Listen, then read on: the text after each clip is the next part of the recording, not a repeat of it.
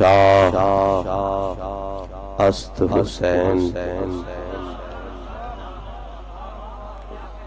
شاہ است حسین بادشاہ است حسین شاہ است حسین بادشاہ است حسین دین است حسین دین تنا است حسین سرداد نداد دست در دست یزید حقا کے بنائے لا الہ است حسین حقا کے بنائے لا الہ است حسین حقا کے بنائے لا الہ است حسین. میں نے حضور خواجہ غریب نواز کی ایک ربائی آپ کے سامنے پڑھی اور میں آپ کو یہ بتاؤں یہ وہ باتیں ہوتی ہیں جو دبنے سے دبتی نہیں ہیں. جو کہتے ہیں نا کہ خواجہ صاحب کی ربائی نہیں، ان کو میں پہلے بنیادی طور پر یہ بات عرض کرتا ہوں، کلام الامام امام الکلام. جو امام کی بات ہوتی ہے نا وہ باتوں کی امام ہوتی ہے. تم آج بات کرو 4 دن کے بعد ہر طرف سے عقیدت کے جوتے آئیں تو جس ربائی کو صدیوں سے لوگوں نے سروں پہ اٹھایا ہے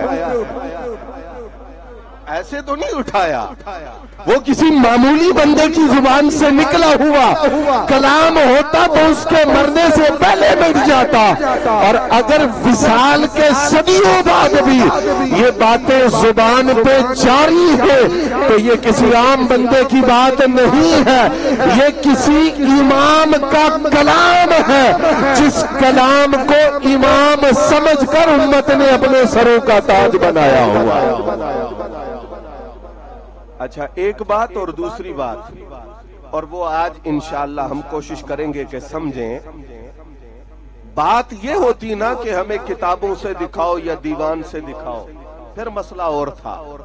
اب بات یہ ہو گئی ہے کہ خواجہ غریب نواز، میرا جملہ سننا، حقا کے بنائے لا الہ است حسین نہیں کہہ سکتے. مسئلہ اب یہ ہے، سمجھ شریف میں آ رہی ہے بات. میں کہتا ہوں یہ بات غریب نواز ہی کہہ سکتے ہیں. تم کہتے ہو کہ غریب نواز نہیں کہہ سکتے، میں کہتا ہوں یہ غریب نواز ہی کہہ سکتے ہیں. کیوں؟ وجہ کیا ہے؟ میں نے کہا اس لیے غریب نواز کہہ سکتے ہیں کہ جس نے ہند میں آ کے دین کی بنیاد رکھی.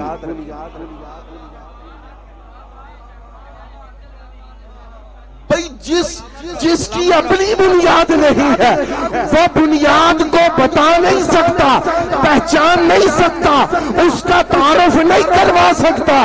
دین کی بنیاد، کلمے کی بنیاد وہ بتائے گا جس نے ہند میں آ کے خود دین کی بنیاد رکھی. مسئلہ اب اتنا رہ گیا، اگر میں قرآن پڑھ کے، آج میں صرف قرآن ہی پڑھوں گا، اگر میں قرآن پڑھ کے بتا دوں کہ یہ غریب نواز کہہ سکتے ہیں تو پھر تو مسئلہ حل ہو جانا چاہیے نا. اس لیے کہ اگر آپ کو اعتراض ہے کہ یہ بات وہ ہے جو ہو نہیں سکتی، جو کہیں نہیں جا سکتی، جو کسی عاقل اور عالم کا کلام نہیں ہو سکتی، اور اگر میں قرآن پڑھ کے بتا دوں کہ یہ عاقل کا ہی کلام ہو سکتا ہے تو پھر تو اعتراض کی گنجائش باقی نہیں رہتی نا. اب تھوڑی سی آپ زحمت فرمائیں گے، بات سمجھنا پڑے گی. میں نے قرآن سے چند لفظ پڑھے ہیں. اللہ فرماتا ہے وَلَا تَكُونُوا أَوَّلَ كَافِرٍ بِهِ. اس دین کے پہلے پہلے منکر، پہلے پہلے کافر، پہلے پہلے انکاری نہ بنو. بڑی توجہ سے یہ بات سنو. سورہ بقرہ شریف کی یہ آیت کا ایک حصہ ہے، اور اللہ بات کس سے کر رہا ہے؟ بنی اسرائیل سے۔ بات کس سے ہو رہی ہے؟ اور بنی اسرائیل کون ہے؟ یہودی اور عیسائی، ان سے بات ہو رہی ہے نا۔ اور اللہ کیا فرما رہا ہے؟ بڑی توجہ، ریکارڈنگ بھی ہو رہی ہے، آپ اس کو بعد میں بھی سن لیں گے۔ اللہ ان سے فرما رہا ہے، یہودیوں سے، عیسائیوں سے، توجہ فرمانا، پہلے کافر نہ بنو، پہلے کافر نہ بنو۔ اور سرکار کا پالا پڑا ہے یہودیوں سے اور عیسائیوں سے مدینہ شریف جا کر، اور سورہ بقرہ بھی سورہ مدنیہ ہے۔ بات خیال شریف میں آ رہی ہے؟ تو میں پوچھتا ہوں، ابو جہل مکہ میں کافر، ابو لہب مکہ میں، پہلے مکہ والے ہوئے یا پہلے مدینہ والے ہوئے؟ صاحب ظاہر ہے کافر تو وہی ہوتا ہے نا جس کو دعوت حق ملی اور اس نے آگے سے انکار کر دیا۔ سرکار دو عالم جب مدینہ طیبہ جاتے ہیں، جس کو دعوت توحید و رسالت عطا فرماتے ہیں، جس نے تو سرکار کا پیغام قبول کر لیا، وہ عبداللہ ابن سلام بن گئے۔ اہل کتاب میں سے کعب احبار کہلائے، لیکن جس نے نہیں مانا، اللہ نے ان کو خطاب کر کے کہا پہلے کافر نہ بنو۔ کیا کہا؟ تم مکہ والے یا اللہ ان سے پہلے ہیں؟ اچھا چلو کوئی کہے نہیں، مکہ شریف میں بھی اہل کتاب سے کچھ باتیں ہوئی ہیں۔ میں نے کہا چلو یہ بھی مان لیا، تو یہ جو فرعون تھا، پیار سے بولو، یہ تو پہلے کا ہے نا۔ مدینہ شریف کے اندر جو کافر تھے، مکہ شریف کے اندر جو کافر تھے، فرعون ان سے پہلے کافر ہے نا۔ اچھا، فرعون سے پہلے نمروز، اس کا نام بھی نمروز ہے، نمرود عام پڑھا جاتا ہے، یہ غلط العام ہے۔ اس سے پہلے نمروز کافر ہے۔ یا اللہ اتنے کافر، اس سے پہلے شیطان کافر ہے۔ سمجھ شریف میں آ رہی ہے بات؟ تو یہ اتنے کافر اتنی صدیوں میں آئے ہیں، اور تو کہہ رہا ہے کہ اے یہودیوں، اے عیسائیوں، اے بنی اسرائیل، پہلے کافر نہ بنو۔ یہ نقطہ ذہن میں آ گیا؟ اب جس طرح پہلے کافر ہے نا، اس طرح کچھ پہلے مومن بھی ہیں۔ جس طرح کچھ پہلے کافر ہے، اس طرح کچھ پہلے مومن بھی ہے۔ قرآن میں لکھا ہوا ہے، میں صرف 4 حوالے پیش کروں گا قرآن مجید سے، سورہ انعام سے، سورہ اعراف سے، سورہ شعراء پڑھیں آپ جا کر۔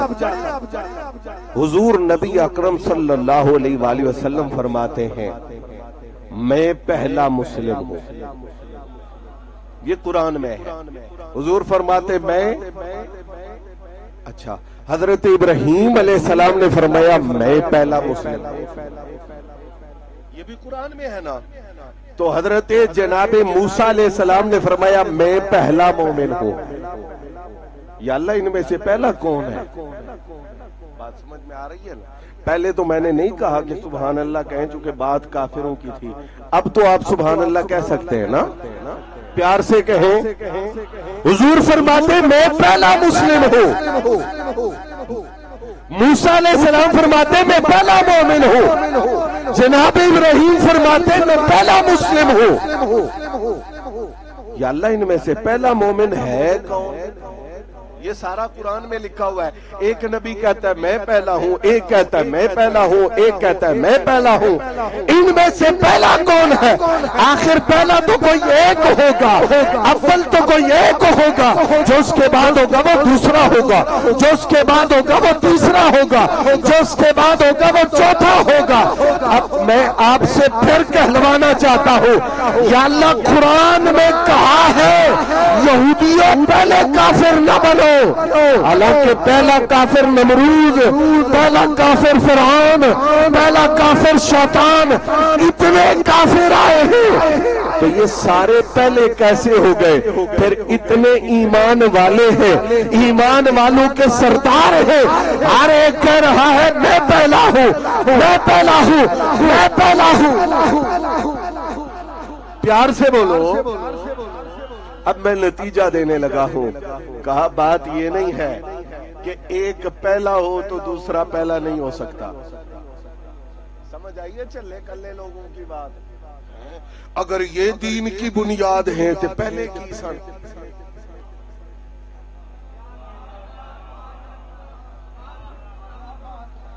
او جی پیچھے کلمہ ہے ہی نہیں سی.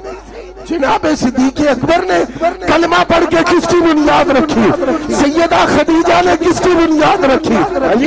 حضرت بلال حبشی تپتے ریگزار پہ کس کلمے کی بنیاد کے لیے تڑپے؟ بدر کس لیے ہوا؟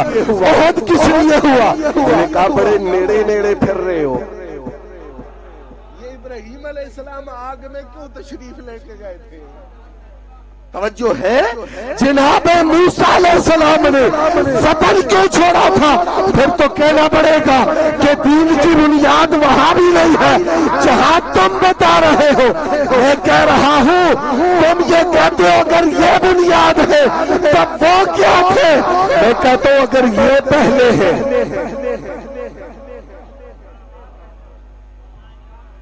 قرآن پاک ہے نا.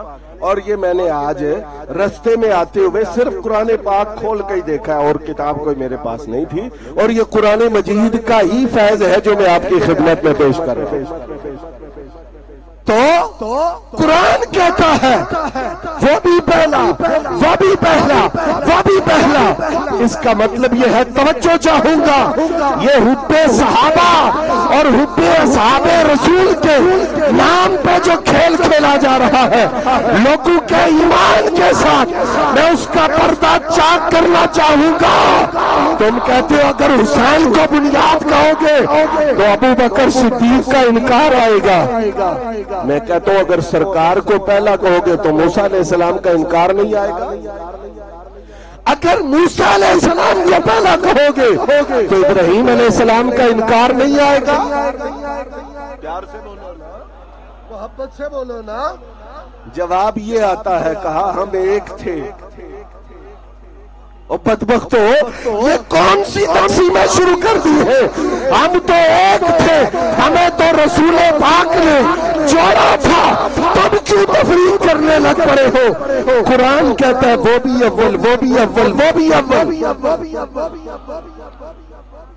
اب یہ آپ کے ذہن میں رہنی چاہیے بات. نتیجہ دینے لگا ہوں. کہا یہ بات نہیں ہوتی کہ ایک بنیاد ہے تو دوسرا بنیاد نہیں, دوسرا بنیاد ہے تو تیسرا بنیاد نہیں. جب ایمان میں کئی اول ہو سکتے ہیں, وجہ میں بتاتا ہوں, اور کفر میں بھی کئی اول, ایمان میں بھی کئی اول اور کفر میں بھی. اچھا اور اگلی بات جوڑیں, جب کوئی کفر والا اول ہوتا ہے نا اس کے مقابلے میں ایمان والا اول لایا جاتا ہے. جب کوئی کفر والا اول ہوتا ہے چونکہ وہ بھی اول ادھر بھی چل رہی ہے ساتھ ساتھ. آج لوگ گھبرا جاتے ہیں کہ جناب یہ کون سی تعلیم ممبروں سے جاری ہو گئی ہے. تو میں کہتا ہوں یہ ممبر شروع سے کٹھے چل رہے ہیں. سمجھ آ رہی ہے بات؟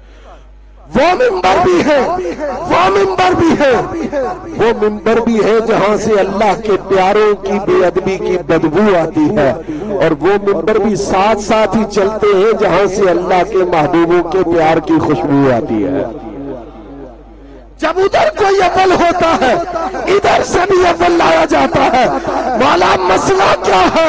فرمایا یہ لوگ سمجھے نہیں ہیں. اصل بات یہ ہے جو کفر میں بہت پختہ ہوتا ہے. محاورہ یہ کہتا ہے گویا کہ یہ کفر کی بنیاد ہے. اب سمجھے بات کو, میں نے اول بات کی ہے نا. تو اول کیا ہوتی ہے؟ جس اینٹ کو سب سے پہلے رکھتے ہو وہی اول ہوتی ہے, وہی بنیاد ہوتی ہے. وہی اول ہوتی ہے, وہی بنیاد ہوتی ہے. اب بات یہ ہوئی, کہا جو کفر میں جتنا زیادہ پختہ ہو پختگی اسے وہاں لے جاتی ہے. کہا جاتا یہ تو کفر میں اول ہے, یہ تو کفر کی بنیاد ہے. پھر اس کے مقابلے میں جو ایمان میں اتنا ہی پختہ ہو, جتنا کہ وہ کفر میں پختہ ہے تو کہا جاتا ہے ادھر وہ کفر میں پہلا ہے، ادھر یہ ایمان میں پہلا ہے۔ ادھر وہ کفر میں اتنا پختہ ہے کہ کفر کی عمارت کی بنیاد وہ ہے اور اس پہ سارا کفر کھڑا ہے، ادھر یہ ایمان میں اتنا پختہ ہے کہ ایمان کی بنیاد اس پہ کھڑی ہے۔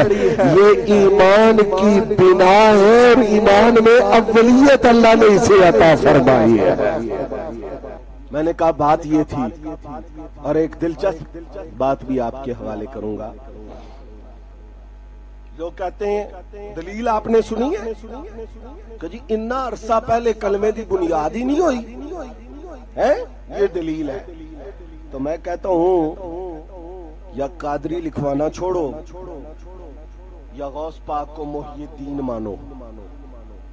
محی الدین کا معنی کیا ہوتا ہے؟ دین کو زندہ کرنے والا۔ اب کوئی بے وقوف اٹھ کے کہے پیچھے مردہ ہی رہا ہے، بات خیال میں آ رہی ہے؟ یا غریب نواز کا نام لینا چھوڑو یا معین الدین کہو۔ معین الدین کا معنی ہے نا دین کی مدد کرنے والا۔ اب کوئی اٹھ کے کھڑا ہو جائے ضد پہ کہے انصار نے جو مدد کی ہے، ان کو انصار کہتے اس لیے ہیں کہ انہوں نے دین کی مدد کی ہے، تو پھر معین الدین اجمیری کو دین کا مددگار بنانے کی کیا ضرورت ہے؟ اچھا تو قادری سلسلہ پر ہو گیا، چشتی سلسلہ بھی تم سے گیا، اچھا بہاؤالدین نقشبند پہ آ جاؤ، اس کا معنی ہے نا دین کی رونق۔ تو نعوذ باللہ دین پہلے بے نور اور بے رونق رہا۔ شہاب الدین پہ آ جاؤ، بڑی خوبصورت جگہ پہ آپ پہنچیں گے انشاءاللہ۔ شہاب الدین پہ آ جاؤ، میں نے کہا شہاب چمکدار ستارہ ہوتا ہے، اتنی صدیوں میں کوئی چمکدار ستارہ نہیں آیا۔ ویسے تو بیان کرتے ہیں نا کہ سارے صحابہ ستارے، تو یہ شہاب الدین صاحب کدھر سے آئے؟ جی وہ ستارے جو تھے ان کی روشنی مدھم پڑ گئی یا اس پہ آپ کو کوئی اعتراض آ گیا؟ تو شہاب الدین صاحب سلسلہ چشتیہ بھی ہاتھ سے گیا بابا، قادریہ بھی گیا، سوروردیہ بھی گیا، نقشبندیہ بھی گیا۔ شاید وہ کہے کہ نہیں نہیں میرا سلسلہ جنیدیہ ہے، تو میں نے کہا حضرت جنید کو کہتے ہیں سید الطائفہ، پھر یہ کہو نا کہ طائفہ صحابہ ہیں اور سید حضور ہیں، یہ سید الطائفہ کیسے آ گئے؟ میں آپ کو بتاؤں گا، پھر کوئی کام بھی آپ کو ایسا نہیں ملے گا جو سرکار کے زمانے میں نہ ہوا ہو، پھر کیا کرو گے؟ ہاں ایک سلسلہ اور ایک کام تمہارے لیے باقی بچے گا، جو کچھ یزید نے کیا یہ پہلے نہیں ہوا۔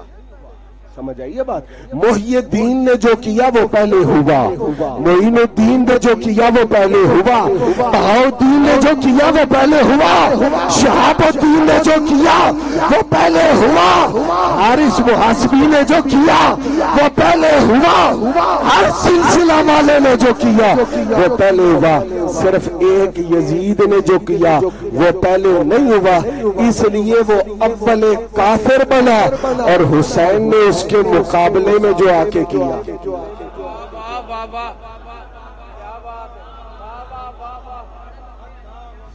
ہاں جی، حقا کے بنائے لا الہ است حسین، کہا اس سے پہلے یزید جیسا کافر کائنات میں نہیں آیا، اور اس سے پہلے حسین جیسا مومن بھی چشم فلک میں نہیں دیکھا۔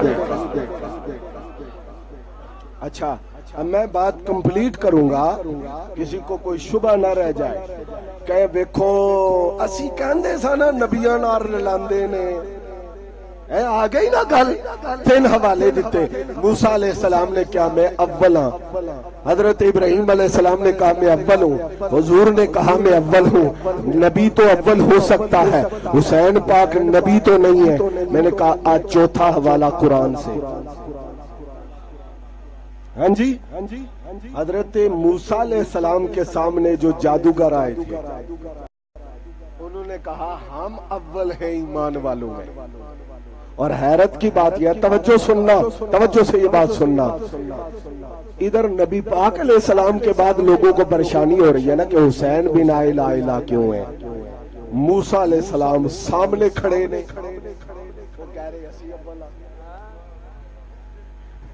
جادوگروں کے سامنے موسیٰ علیہ السلام کھڑے ہیں اور وہ کہتے ہیں ہم اول ہیں۔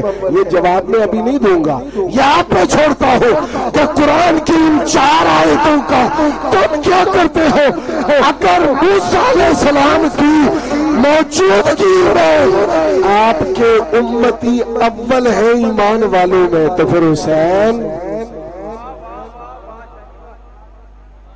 بات سمجھ میں آئی؟ 4 حوالے میں نے قرآن مجید سے آپ کی خدمت میں پیش کیے ہیں۔ اب سنیں، یزید کفر میں اتنا پختہ تھا کہ وہ اول کافر بنا، حسین ایمان میں اتنا پختہ تھا کہ وہ اول مومن اور بنائے دین بنا۔ اچھا اب جوڑ لیں ایک بات، میں نے قرآن کی آیت پڑھی ہے وَلَا تَكُونُوا أَوَّلَ كَافِرٍ بِهِ، یہ تو قرآن کی نص ہے نا قبلہ چاہتا کہ قرآن نے یہودیوں اور عیسائیوں کو پہلا کافر کہا۔ کیا کہا؟ قرآن ہے بھائی، اللہ کا قرآن ہے۔ اب یہ یہودی اور عیسائی جو پہلے کافر بنے، یار اتنا تو مان جو ان کے مقابلے میں آئے ہیں، آئیے آیت مبالغہ ذہن میں،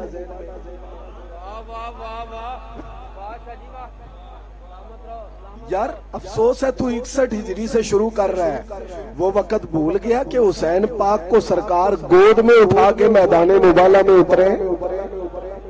اب قرآن کی نص میں نے پیش کی ہے، اللہ نے یہودیوں اور عیسائیوں کو پہلے کافر کہا ہے، ان کے مقابلے میں جو 5 آئے ہیں ان کے پہلے مومن ہونے میں تمہیں شک ہے؟